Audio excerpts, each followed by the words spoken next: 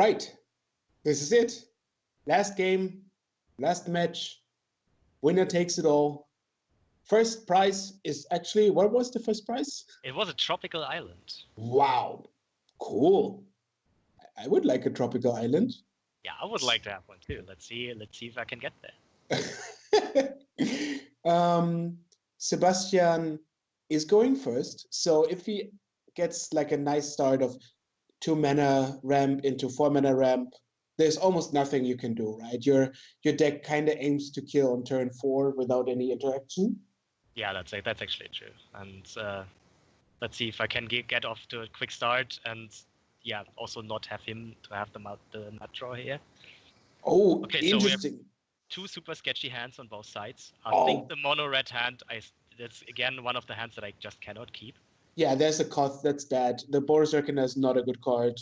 And the Javelin I also cannot really cast. And the Vexing Devil is not even a 1-drop that constantly hits for damage. Well, no, that's always 4 damage, right? Like, there's no reason to... Exactly, yeah, it's just 4 to the face. And Sebastian's hand is super good, besides the fact that there's only 1 land. If there would be 2 land, that would be one of the best hands. Yes, because he would have actually he would play a ramp spell on the second turn and have the Search for Tomorrow resolve on the third turn, which nets him already 5 mana on turn 3. Oh, this hands are such a pain. Like, imagine... He even has the Knuckle Blade and an interactive spell with miscalculation. Like, imagine you have to only draw 1 land, but... Oh, he keeps... Interesting. And he actually keeps it. Right? I mean, I'm not talking bad about people who keep hands. It is, it is kind of greedy, I think. Especially as the Search for Tomorrow doesn't... Like, if the Search would get you on 2 mana on turn 2, I think it would still be super good. But, like... Basically, if you miss a land drop on the single draw that you have because you're on the play, that's super sketchy. I mean, his reasoning is, I suspend the Search for Tomorrow. I don't hit a land, which probably happens like 40% of the time. Then I'm guaranteed to get a second land and can play Nature's Lore. And if I hit any land in the next 2 turns, then I can play 2 Rams after, and it sounds super close. Like, this is a nice scenario. Even if you miss 1 draw step next turn, if you draw a land after, that's a reasonable scenario where you end up with 5 mana on turn 4. If you never draw a land. Oh boy, and look at this monstrosity. Like, this next 7 that I drew is just the nuts. I actually can go 1-drop, 2-drop, even one of the best 2-drops that you can have when you have a 1-drop, into Boros Reckoner, into a follow-up. This hand is just sick. Wow. Yeah. Is there any combo with the Falkenrath Noble? No, actually not. There's no other single vampire in the deck. There is actually a Faceless Looting in the deck, but there's no other vampire. Oh, how sad. Yeah. I was actually wondering as well, because there's other 1-drops that could have been played, and But at least I would play more of them. You would imagine if there's if 1 mana 2/1 vanilla basically is enough, there should be a lot of creatures that could be also added to the deck. Yes.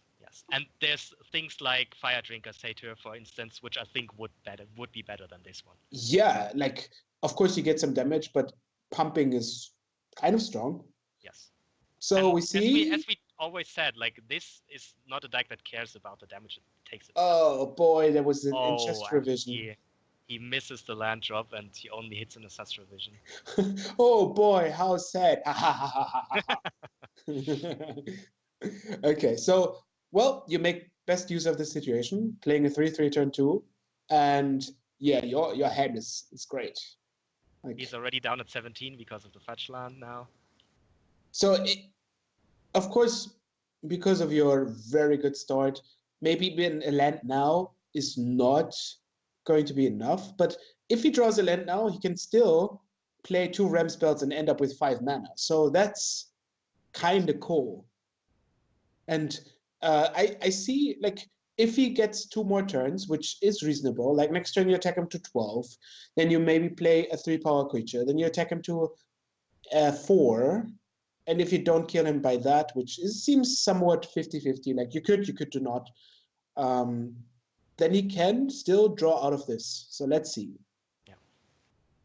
It was a mana leak. Well, that's not good. Here we go for Nature's Lore. Get a land. Not even any interaction for this. That looks like a quick game. And then again, like this is the third time I play in the playoffs. I always lost the first one. I always went to game 3, and always game 3 is something really awkward happened. Yeah. As in the first, like in the quarterfinals, where I was stuck on a single land for like 7 turns and still won it. In the semifinals, where my opponent mulliganed down to 4, and I beat him really quickly in that game. And here, my opponent now is stuck on lands. That is like super lucky for me. Sure, like at least at this point, there could be a reason for mulliganing. I think at the point where I have a free mulligan, I would do it, and if I would go down to 6, I wouldn't. Yes, but like, I am very much on the page that I would always mulligan this hand, because it's like, especially when you know what you play against, and you're on the play, so you only have one draw step to draw you out of it. This is just not good. But that's the point. I think the second land also is enough. I think if he gets a second, one of the 2 draw steps, he would now have 5 mana, still have a land to play, intuition and counterspell. If you don't have the best draw ever, which you clearly have, then this could be a thing.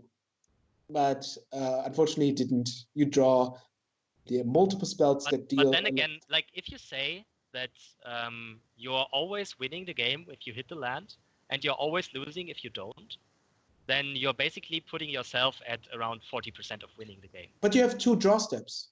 No, you only have 1. You're on the play. Yeah, you draw next turn. And even if you don't hit this, if you draw a land the turn after on turn 3, you still get up to 5 mana on turn 3. Mm-hmm.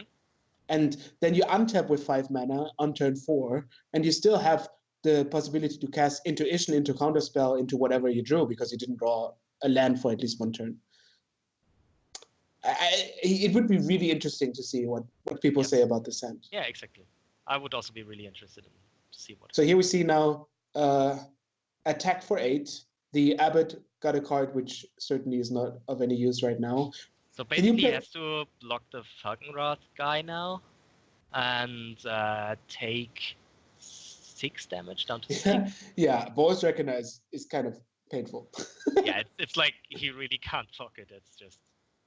And I'd imagine you can still play a land because you played the Abbot before. So you can still play either the 2/2 or the Volcanic Hammer. Is there any... He actually goes for the block on the Reckoner. I think that just kills him. Right now, right? Yes, yeah. 3 to the face. Just takes an additional 4 damage, and then the Volcanic Hammer is... It's over! Bang! You shut me down. Bang, bang. Nice. Well done. Well done. How convenient. Yeah, that was just like a really unfortunate ending for my opponent's part. I think, as we discussed, it was a controversial keep, but I was super lucky that he didn't get there, and I'm really grateful that I got this opportunity to play and also to shine. Nice, yeah. And you got the first prize of the Tropical Islander. Yes, that was really great, and like it's like just a really cool prize. So if you want to play, there will be the next instance of MGM version 8 probably happening in the beginning next year. So if you get 100 cards, come to Berlin. It's a very fun, very neat tournament. I mean, you can say you played it for your first time. How was your feeling besides winning? Great. It was great. Like, even like a lot of the opponents I played against were like they were just having a lot of fun. It was a really great tournament because a lot of people not only come there to just play for the prizes, but it's just like a group of people that likes to play. You really want to go there. It's really cool feeling to be in this tournament. And there's so many players who love the game, who especially love the format, who love Highlander. And it just is really cool to sit down with all those people and have such a great tournament. Yeah, so if you're interested, you can look up the rules and the bannings on the webpage for this Highlander format and just start, give it a go. Thank you for watching. I'm Toffel. I was here with Max, and I hope you enjoyed everything. Goodbye. Bye.